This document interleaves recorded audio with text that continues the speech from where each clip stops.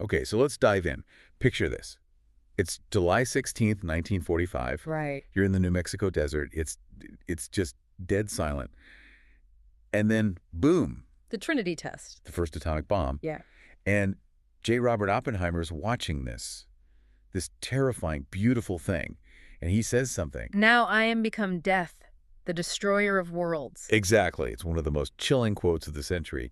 But what most people miss is that he wasn't just being dramatic. No, he was a student of Sanskrit. He was quoting directly from the source material we are looking at today, Chapter 11 of the Bhagavad Gita. That's right. And it's so specific. He's referencing the moment where time itself, in its destructive power, becomes visible. And that's what makes this deep dive so different, isn't it? The Gita is usually a conversation, it's philosophy. Yeah, it's a teaching. But Chapter 11, Yeah. This is the special effects budget, this is the IMAX episode, it stops being a talk and becomes a vision. That is a perfect way to put it. For 10 chapters, it's all been intellectual. Krishna has been telling Arjuna things. And now Arjuna wants to see. He wants to see. And what we're going to find out is that seeing the infinite isn't this blissful, peaceful thing. It can be absolutely terrifying. So that's our mission today. We're going to walk through this cosmic vision, this Vishvarupa. We need to understand why it happened, why it was so scary, and then the so what. It's a practical application. Exactly. Because it all ends with this very clear formula for how to live your life. So we have to start with the setup. For 10 chapters, Krishna has been using analogies. He's been saying things like, Among fish, I am the shark. Among beasts, I'm the lion. right. He's giving Arjuna these intellectual hooks. But in chapter 11, Arjuna he stops the conversation. He says, okay, I believe you. I get it, but I want to see it for myself. Which is a huge leap. It's the leap from belief to sight. The source material uses this great analogy. It's a difference between reading a menu. And actually eating the meal. Exactly. Or, studying the grammar of a language versus hearing a native speaker. You can know about it without really knowing it. Correct. He's asking to move from knowledge to direct realization. He wants to see the Virat. Okay, let's pause on that word, the Virat. Because the lectures break down 3 ways of seeing God, and I think this is key. It is. It's essential. So first you have the personal God. God with a face. Krishna, Jesus, a specific form you can relate to. Yes, someone you can have a relationship with. Then, a level up, you have Ishwara. The creator. More abstract, the power behind the universe. The intelligent designer, the software running everything, you infer its existence. Okay, so personal God, then the creator God. What's the third? The third is Virat, the cosmic form. This is the big one. It's the view that the entire universe, every star, every atom, you, me, is the physical body of God. So not just that God is in the universe. But that the universe is in God. It's a panentheistic view. Yeah. And that's what Arjuna wants to see. The whole cosmos as one single living thing. Which sounds amazing in theory. But our eyes aren't built for that. I mean, how could you possibly see everything at once? You can't. Not with these eyes. The source explains this so well. Our eyes evolve for differentiation. To see the difference between me and the cliff edge. Exactly. To survive. If you saw everything as one big unity, you'd be a danger to yourself. Our whole system is designed to filter out the unity so we can function.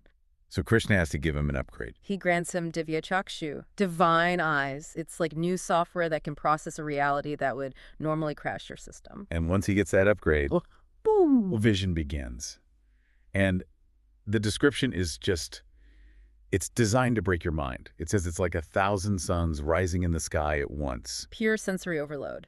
Yeah. And it has no beginning, no middle, no end, infinite mouths, infinite eyes. It breaks all geometry, all sense of scale. There's that great story in the notes about this no beginning and no end idea, the contest between Brahma and Vishnu. Oh, yes, it's a classic. They're arguing over who's greater, and this giant pillar of fire, which is Shiva, appears. And they decide to find the ends of it. Right. Brahma flies up as a swan to find the top. Vishnu digs down as a boar to find the bottom. And they just go on For forever. eons. And neither can find an end. They have to give up. It's a story to show that ultimate reality isn't bound by space or time. So that's what Arjuna's seeing. A form that goes on forever in every direction. And it contains everything. He sees all the other gods, the sages, all of life, all inside this one body. The source connects this to the syllable ayam. Right. A very deep connection. The A in ayam represents the waking world, the physical universe. What Arjuna is seeing is the A state, the Virat, blown up to its true infinite scale. seeing the entire physical world as one conscious organism. Precisely. You'd think he'd be ecstatic. I mean, he got what he wanted, but that is not what happened. No, the tone shifts from wonder to just absolute terror. He starts to freak out. He sees the fire of dissolution. This is the Oppenheimer part. He sees all the warriors, his family, his enemies just rushing into these giant fiery mouths. Like moths into a flame? Yes, and being crushed. He's seeing a vision of time as a consumer. Everything that is born, time eats. But why is it so terrifying? We all know we're going to die. Why does seeing it this way break him? The source had this really interesting anthropological idea about it. The staring theory. It's fascinating. Tell us about that. Well, in the animal kingdom, being stared at is a threat. It's an act of aggression. It triggers a cortisol spike, a fight or flight response. Okay, sure. Now imagine the entire universe, billions of eyes in every star, every atom, all turn and stare at you at once. Wow. Okay, that is genuinely creepy. There's nowhere to hide. It's the ultimate primal terror.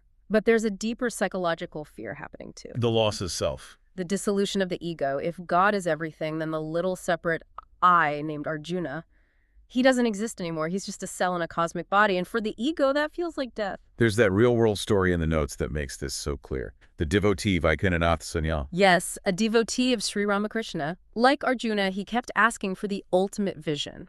Be careful what you wish for. Exactly. So his guru grants it. For 3 days, Sanyal sees the divine in everything. The food, the walls, the people on the street. And it completely broke him. He couldn't function. Think about it. If you see the divine in your food, how can you eat it? If your bed is a vibrating manifestation of God, how can you sleep?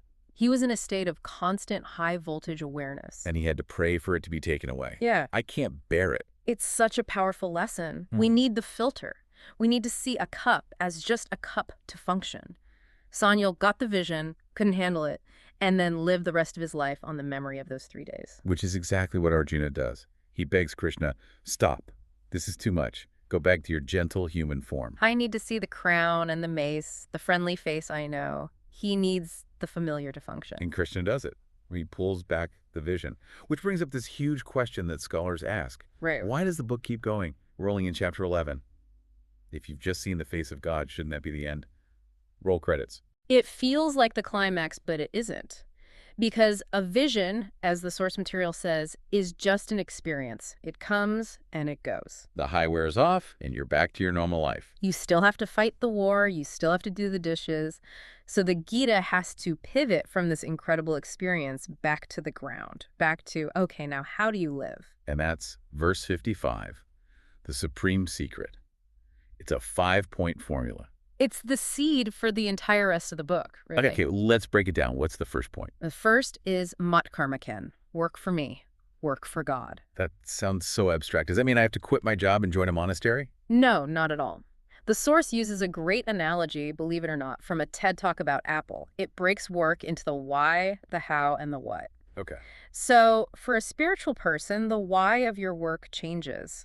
It's not for a paycheck. It's to please the divine. It's an offering. So the motivation's different. What about the how? The how also changes. You realize your body, your mind, your skills, they're gifts from the divine. So you use them as sacred tools. And the what you actually do. The what can be anything. It's just the duty in front of you. Yeah. This is where the Gita just demolishes the idea of secular versus sacred work. Right. The idea that my boring office job isn't spiritual. The source tells a story about a monk who found it easier to make cleaning the temple floor a spiritual act than sitting in meditation. Because the attitude was, I am cleaning the Lord's house. There was another one too, the monk in the Himalayas who was a college principal. Yes. A wandering monk is shocked. You're a monk, but you deal with budgets and politics. And the principal says, this work is my worship. That completely reframes the 9 to 5. It's not what you do, it's the attitude you do it with.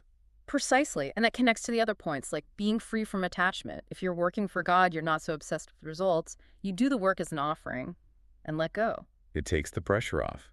But then we get to the last point, nirvara, free from hatred toward any creature. This one seems impossible. Arjuna is on a battlefield. He's about to fight and kill people. How can he be free from hatred? That is the great paradox of the Gita. But the vision he just had makes it logical. How so? He just saw it. He saw that his enemies, his friends, the entire battlefield, it's all part of that same cosmic body. If you really know that, Hating someone else is like your right hand hating your left hand. It's absurd.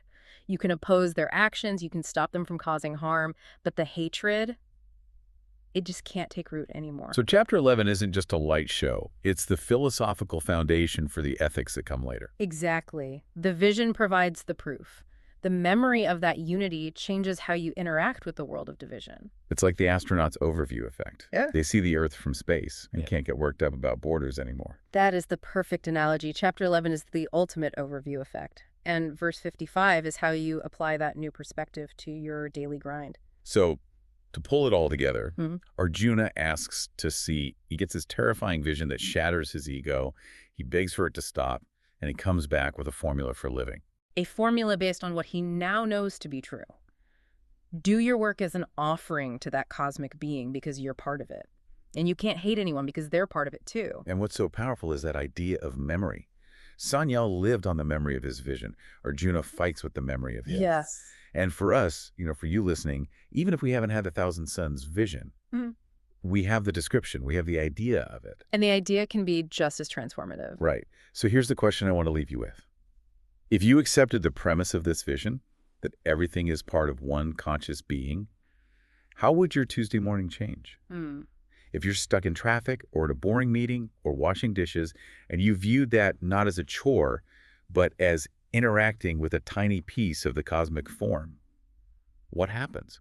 It changes everything. The traffic jam isn't an obstacle, it's a manifestation. The mundane becomes miraculous. And suddenly you're not just doing data entry. You're maintaining a small corner of the universe. Yeah. And that's a way to live without fear. Okay, let's unpack this.